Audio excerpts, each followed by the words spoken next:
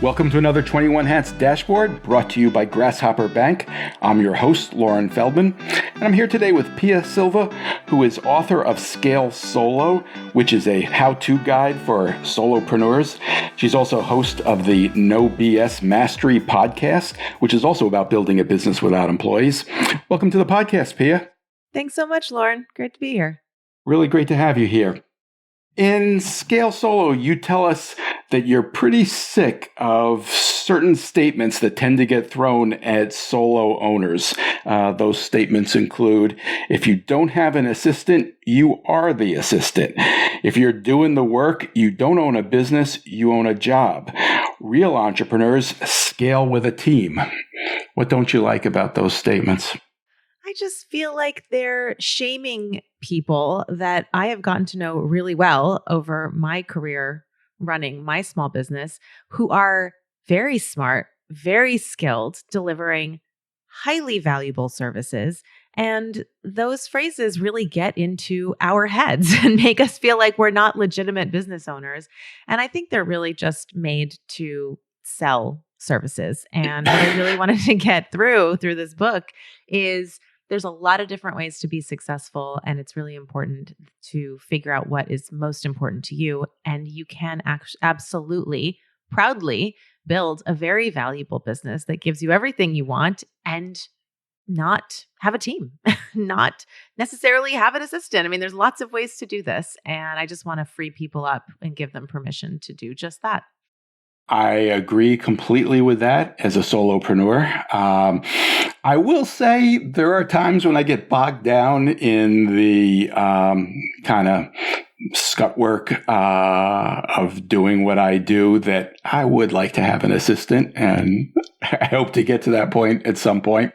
Do you hear that from the people you work with? Yeah, and I think I am a fan of bringing on a virtual assistant when it makes sense, right? And when it is truly supported by the profitability of the business. I think that's probably usually the first hire, if any. I'm a big fan of using contractors when it makes sense, when the profitability of the offer supports it, and when the offer continues to be profitable even with that cost. But I think my bigger message is, or what I've experienced myself and what I've seen so many other business owners do, is hire the assistant before they're ready. Hire the contractors before their offer is profitable. Hire employees, which is what I did, before they had the offers and the marketing and the sales process to support it. And it just gets you in a world of trouble. And it is usually people hire because they want to free up their time and get work off their plate. And it ends up just adding more work to their plate and adding more to their overhead, which creates even more work and pressure. So there's another way to do it that I think ultimately is easier on the stress levels. And it's really about focusing. That makes sense to me. And that is, in fact, why I don't have an assistant at this point. Yes. You mentioned that you had the experience of hiring employees before you were ready. I do want to get back to that, but tell us a little bit about your own journey. You note kind of proudly in your book that in 20 years you've never had a real job. Not sure anybody was talking about solopreneurship, at least not using that word 20 years ago. How did you get started? Yeah, I mean, I don't know where it initially came from, but I just knew very early on that I was never going to work for somebody. I didn't have a clear idea of what that meant, but I even remember in college, I worked for good grades in some ways, and I also didn't in other ways. I followed the things that really interested me. I put a lot, I'm not knocking hard work. I am a very hard worker, but I wasn't going to just push for the good grades across the board because I knew no one was ever going to look at my grades because I was never going to apply for a job. That's how I thought about it. So I don't know where that came from. I just have always been somebody who likes to be in charge and running whatever it is that I'm doing. So after college, I just looked for different opportunities. I basically did the gig economy thing before that was a real thing. So I was just bouncing around, trying things. I had my hand at being a real estate agent for a short stint. I got hired by a friend of a friend who was opening a pizzeria coffee shop in Brooklyn and literally just needed someone to help him. So, my name got passed over, like, she's smart and capable and does things. You should hire her. And so he hired me, and I basically helped him open this restaurant pizzeria. And I did all kinds of things like that until I finally met my now husband. And we started by trying to sell his art on the street in New York City. We set up we also just trying to figure it out, set up our table with his paintings, and immediately the cops came and told us we need the license. And we're like, oh, I guess that's how you find out that you need an EIN number to do this. And we went through that process, and we did that for a little while. That was very hard. And he also, as an artist, he had also gone and gotten a graphic design degree. And so at a certain point, he was freelancing. And I said, you know what? I think I should take over the business part of this. You do what you do best. You are talented. You are creative. Do the design work. You're very good. Let me go get the clients, manage the projects. I think we can make more money if I do that. And that's really how our business started. And what did you call that business? Worst of All Design. And that was, I inherited that name. So Worst of All Design was actually like I don't even know what it is. It was it was his nickname in college because our last name is Wasterval. His last name is Wasterval. And then in graphic design school, I think he picked Worst of All Design as his, I don't know, the fake company that he was working under. And so then when we started the business, that was obviously what the name was. And at first I had to go out and say Worst of All Design. I had to sell it, and I didn't know anything about design or anything when I first started. So that was definitely a learning curve. But over the years, I got really clear on what was so powerful about that name, and it really resonated, and it actually took on a life of its own. It really built its own brand, and it made a lot of sense because then I built this whole story around why we're Worst of All Design and how our clients really get it, that we're being different. We're not just selling. We're going to make you stand out. Like, we actually stand out just by being who we are. And that's the kind of branding you want. And once I really kind of got that story down, people were like, oh yeah, that's even better than what I was doing. So how did that shift happen? How did it go from being a challenge to explain to being something that actually worked for you? I think it was over thousands of conversations.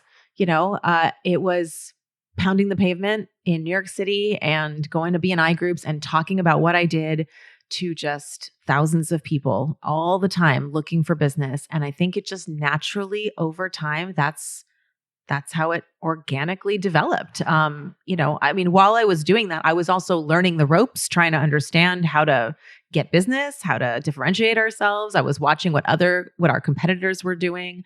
I was reading books. I was doing all of that stuff. And what I think the reason I think Worst of All worked so well and why it ended up becoming that is because it did come from a very authentic place. Like this didn't just come out of nowhere. My husband is very contrarian, and I guess I am too. And so that was already in there, and it just took me a lot of conversations to kind of arrive there naturally. What's the lesson from that for someone who's trying to name a business?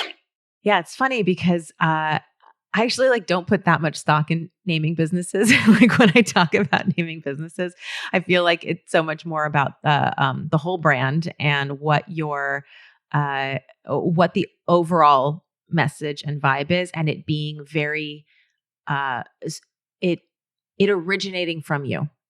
And I think what really worked for us that I have done and tried to do for all of our clients in our branding business is try to find the thing that is really authentic and interesting and special about how you operate, and then be more extreme about that thing. And that to me is what a really good brand is. It's taking this piece of you that's interesting or different or unique to you or just important about you and kind of blowing it up on a billboard and leaning into it. And if you really lean into that specific thing, you end up creating a magnetic brand in the sense that you can magnetically attract people who really, really get it, and you kind of repel everybody else. And I think especially in the solo small business world, you need to have that kind of push-pull energy because you need to quickly take a stance about something. You need to quickly be memorable and noticeable and shareable because you don't have the marketing dollars to just keep showing up, on advertising, on billboards and such. So the more extreme you can be with that personality, the faster you're going to get shared and noticed and remembered. So it was at this design agency, I believe, where you hired a little bit too quickly and got into debt, which wound up leading you to rethinking your business model. Tell us about that. Yeah. Well, here I was just networking to get clients, and I was meeting all these other small branding agencies at various stages of growth. And one thing that I think kept coming up was that as I would meet new people, and I really don't know how often this happened, but it happened often enough that it really bothered me. I would get these two questions. One would be, "Oh, so is it just you and your husband?" And and the other would be, "Oh, so do you guys have an office or do you work out of your apartment?" And the answer was, yes, it's just us. And yes, we work out of our apartment. And I felt a lot of, I think, just insecurity about that. And I was also new. So I'm trying to get clients. I'm trying to figure out how to come off legitimate. And I keep getting these questions and they feel like they're telling me I'm not legitimate. I don't have a real business. And then I read E-Myth, and I read E-Myth. In retrospect, I can see that I read E-Myth through the lens of that insecurity. And the message I got from E-Myth was, if you don't have employees, you don't own a real business. And that plus that story I had been telling myself, as soon as I felt like I possibly could afford them, which in retrospect I could not, we hired 2 employees and we got this office. And that way I could walk around saying, every time somebody asked, I said, "Yes, actually, we have a team and we have an office, and you can come to our office in Greenpoint. And now you have to pay me more because I'm a legitimate business," basically. And about a year and a half after we actually hired them, we found ourselves in $40,000 of debt and in real trouble. And we were forced to let them go and completely reevaluate our business. And we ended up pivoting into the business model that made us very successful. And then I also wrote my books about, and now I teach. I believe you explained the difference in the business model between your original attempt, which was based on that insecurity and you call the default business model, versus what you came up with, which you call the no BS business model. Tell us what the difference is. Yeah. Well, the default business model is basically what I was copying from everyone I met, and is how everyone around me seemed to be running their businesses. And it'll sound very familiar because a lot of service businesses run like this. It is where, you meet people who possibly need your services. You have one or multiple meetings with them. You write a proposal for the work that they are telling you they need. You probably go back and forth on that proposal if you're lucky. If you're not lucky, they never respond to you after you send them that proposal. Maybe they whittle you down on the price. They tell you other proposals were less and they try to bargain with you. When you finally do close the client, now this project is being stretched out over many, many months.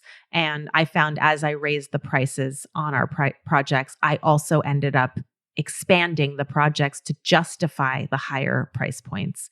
And in my experience, those long, big projects would end up being much longer and bigger than ever we originally intended.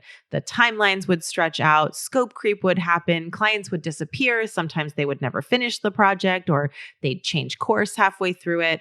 So it's just very unreliable. It was not something I felt like I could control. And it felt like it took complete control of my life and my calendar. It wasn't easy for us to ever check out or go on vacation. I always tell the story of how the day we got married on a beach in Mexico, I was sending files on this terrible Wi-Fi internet, trying to get this file to this client because they had a trade show. And I'm a good I do but right by my clients. So I didn't even think this was such a bad thing. I thought this is me caring and this is me doing a great job, and just, it's a miserable way to run my business. And it was unprofitable because I was doing that and ending up in debt. So that to me is the default model. And I still see a lot of people running like that. And the difference with the no BS model is the no BS model, we can talk about all parts of this, but in essence, it's focusing in all the right places so that you have more control over the process and the sales process and how it's delivered. We tighten the delivery so that a 6-month project is actually done with the client in just a few days. We tighten the sales process. So instead of a long drawn out free proposal process, you get paid to do essentially a discovery process where, you interview the client and write the strategic brief, but you get paid for it. So it makes it more valuable and it's easier to upsell. And just even having those two very clearly defined profitable processes makes the sale on the front end so much easier, as does having a very clear audience, ideal client that you're looking for. When all of these things are very tightly defined, everything gets a lot easier to run and you have a lot more control over your time and your calendar. One of the things I really liked about your book, Scale Solo, is that you spend a lot of time talking about pricing, which I think is something that so many people struggle with. And you point out that I believe at this period you're describing, you realized that you could actually make more money doing what I think you called a one-day brand up at what sounds like a pretty low price, like $2,900 or something. I forget exactly what it was. And so that was more profitable than taking on a $30,000 project where you, as you said before, were cramming in lots of different stuff to justify the price. Explain how that could be more profitable. Yeah, well, I'll tell you how this happened. So it was summer of 2013, and I was working with a business coach, and I was trying to sell $30,000 projects, and I was selling them, by the way. I just wasn't selling enough of them, or rather, they were unprofitable. So we were working all the time for these $30,000 projects. In which case, you were selling too many of them. Yeah, both too many and not enough, right? Like not enough money, but too much work. And I was also having a hard time. I thought the solution at that time was to get more of those.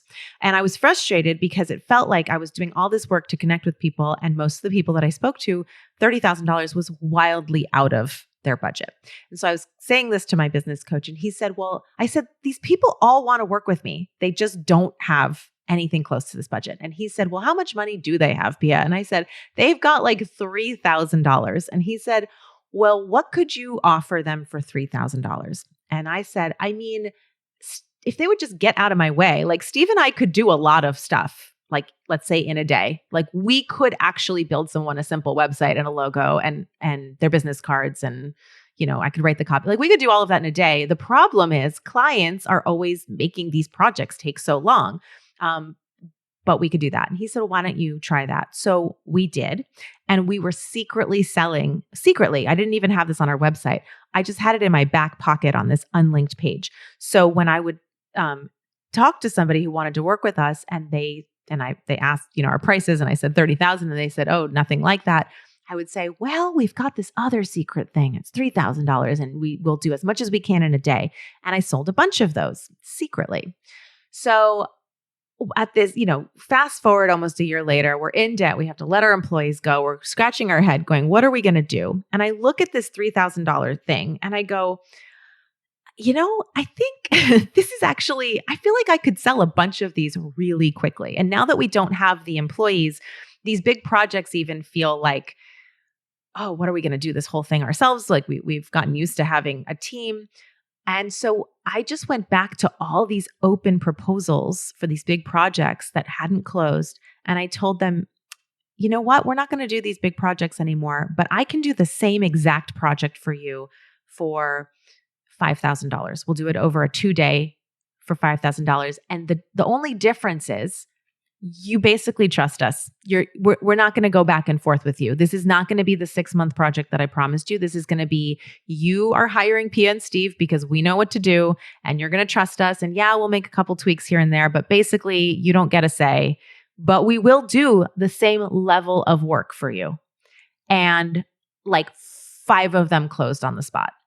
And we did them and they were all awesome. And the clients were so happy. And I was like, this is it. This is what we got to do.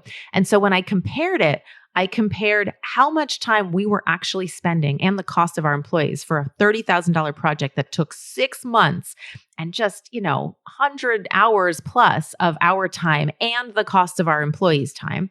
And I compared that to a $3,000 one day, and it wasn't even close. The $3,000 one day was so much more profitable. I mean, just 10 days, 10 projects for us, 10 days of work, and we would make that $30,000. And we could do that, we could do more of that in 1 month. So it just wasn't even comparable. And that is when I understood viscerally the idea of profitability that I hadn't understood until then. And I was still chasing revenue until I saw that discrepancy. Did you really say to these clients who went for the 1 day or 2 day approach, you don't get a say? Yes, 100%. And 100%. Why did they accept that? I mean, I'll tell you. Yeah, I know why. Because they wanted to work with us at $30,000. They just couldn't pull the trigger. And I knew that. And so I was basically pitching them on, you get the same project, but it's not, you have to trust us. And they already had a trust in us that they wanted the big project. So they were getting a huge discount. And I was basically saying, all you got to do is get out of my way and I'll do it for you. They were happy to say yes.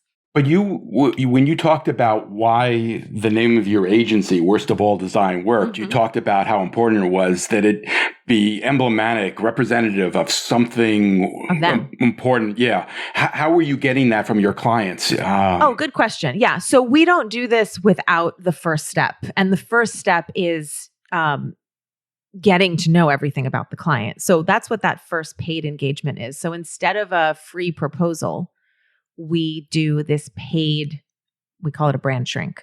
So interview the client and then give them the strategic brief. So tell them exactly what that brand is.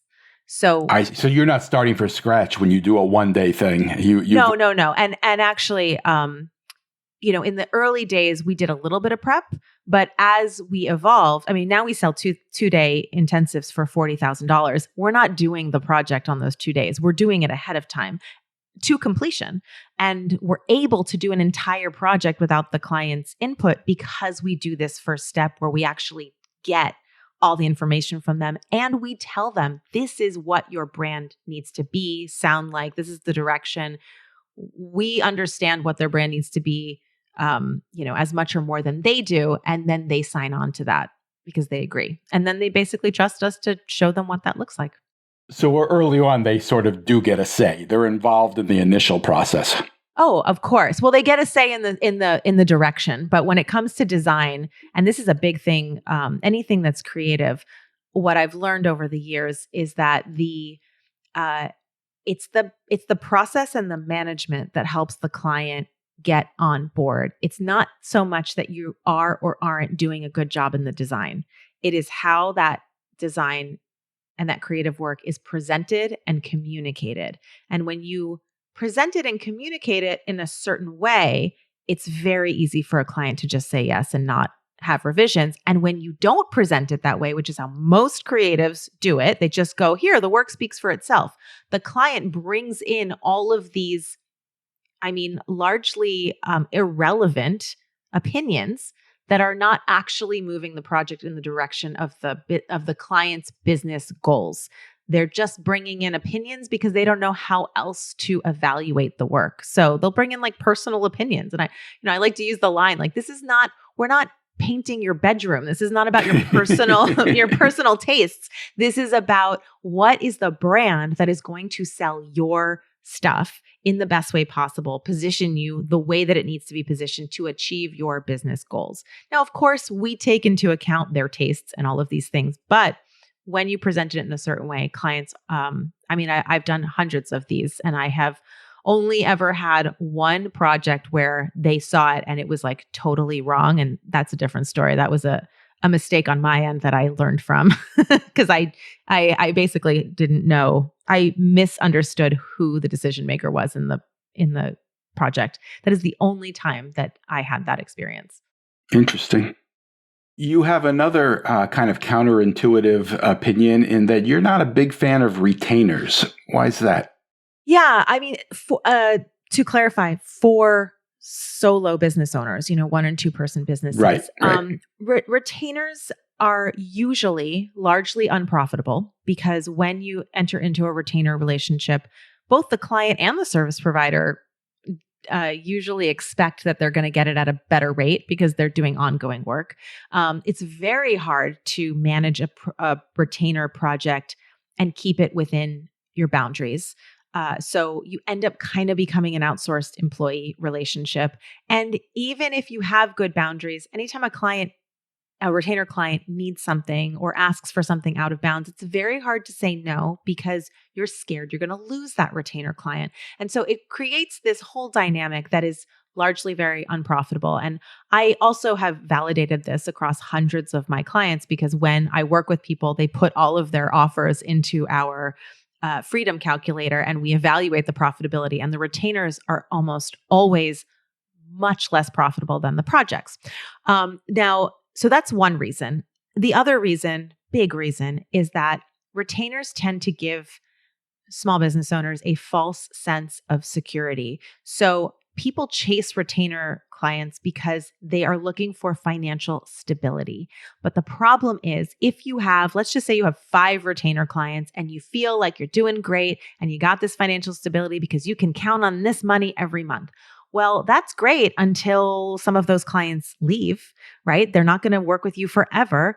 And a lot of times I end up working with people where they were doing great for however long, and then 2 or 3 clients left at the same time. And now they are, SOL, without any client leads in the pipeline. And so that false sense of security usually means that the business owner is not putting much of any energy or time into their business development, their marketing, and their sales. So when the retainers leave, not if, but when, they have a dry pipeline and they don't know how to get new clients. So those are 2 big reasons. Now, I love when my clients get profitable projects going. They get their business in a very profitable model, and then they add the retainers on. I tell them the retainers should be icing on the cake and they should be clearly profitable. And usually I recommend putting retainers still into an intensives model. So a lot of my clients, once they add retainers on top of a project, they'll still deliver it in an intensive every month. So they might get a retainer client that gets a day of their time a month or something like that to keep the boundaries so that it stays profitable. I think I heard you refer to putting proposals into what you called a freedom calculator to determine whether they're profitable or not. What's a freedom calculator? Well, this is a tool that I've made. I have a couple different versions of it, but it is based on my 50-25-25 formula to profit and freedom. And it's my theory that, or it's basically a benchmark for people. I know that people struggle with pricing and figuring out how much they should charge for things. And I find it to be a very simple math problem, actually. When you are selling your services, it is constrained by your time. And I believe that you must, in order to have profit and freedom and ease, you need to make all of your revenue, including your personal, your business, and your taxes, the total revenue, in 50% of your working hours or fewer. So if that is the constraint, and that we do that so that we have the other 50% available to do all of the things that make a sustainable business, right? Business development, marketing, lead generation, lead nurturing, not to mention having the flexibility and freedom that we all went into business to have. So in order for that to happen, if you have a revenue number that you need to hit, and you have the constraint of 50% of your working hours or fewer, then it's a simple math problem. You put your offers in and it will tell you what you need to charge based on how long it takes to deliver to meet the requirement of the 50-25-25 rule. And what I find is that having that simple calculation gives solo business owners a benchmark to go for. And when I did this for the first time, it was about 6 months after I kind of happened upon this formula accidentally, again, like all of these things were just happening as I'm going. I had been selling those $3,000 one days, so many of them for like 6 months. And then we went on our first real vacation in years. And I started to think to myself, like, what am I going for here? Because we are working all the time. I'm doing so many of these. We are working all the time. I'm so happy to be bringing cash in though, because I was so traumatized by the debt, the year before. So I said, but we can't sustain this. And, part of the reason we have this business is so that Steve can be an artist. And he's not being an artist right now because he's working all the time. So I said, okay, let's figure out like, how much money do we actually need? And how can we arrange our schedule so that there is this time for Steve to paint? And also there's time for me to do some of this business development stuff I need to do. And yada, yada, yada. We realized, okay, we would be happy with $20,000 a month. And it would be great if we could make that in 2 weeks of our month or less. That way we have that other 2 weeks. And okay, well, if each of these projects was $10,000 instead of $3,000 or $5,000, and we could do that in a week or less, that would get us there. And once I got that kind of clarity, it took me from January of 2015 to I think our first $10,000 project was in June, because it was so clear and specific. Oh, I need to get this offer to $10,000 and it needs to be constrained in really I was going for less than 3 or 4 days. And it happened in less than 6 months. And the reason was because it was so specific and clear. So I like to use a formula like this because I know that instead of going, well, I want to charge more and more, or like it needs to take less time. If we actually tell you, no, it needs to take 20 hours or less, and you need to charge $10,000 or more. Now we have a very clear target, and now we can just tweak things to get ourselves there. But you get there much faster. What do you tell your clients when they report back, I demanded $10,000, but they would only pay $7,500? Well, I don't, that's a whole other conversation. I don't think you do this formula and then you raise your price from 5 to 10 overnight. In fact, I think that's some of the worst advice. The way that I got to 10,000 was I started raising my price often. Like I would sell it a few times I sold it, I'd already sold it a bunch of times at 3,000 and 5,000. Okay. The next one I sold it for 3,500. I sold that a couple of times. The next one I sold for 4,000. I sold that a couple of times. And at a certain point around February, March, April, I was just adding $1,000 every month. And I would sell a bunch of them and then I'd add $1,000. And the reason I think that is so important is because I was building my own confidence in the pricing.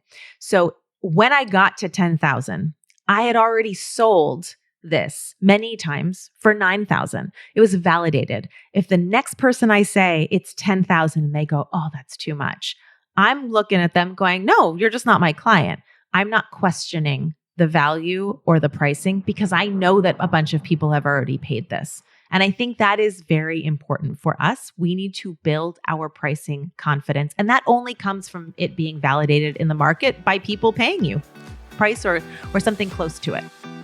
Pia Silva is the author of Scale Solo, a how-to guide for solopreneurs that is based on her own experiences. I highly recommend it. Thanks for taking the time, Pia. Lauren, thank you so much for having me. This was super fun. My pleasure. And special thanks to our sponsor, Grasshopper Bank. Thanks for listening, everyone.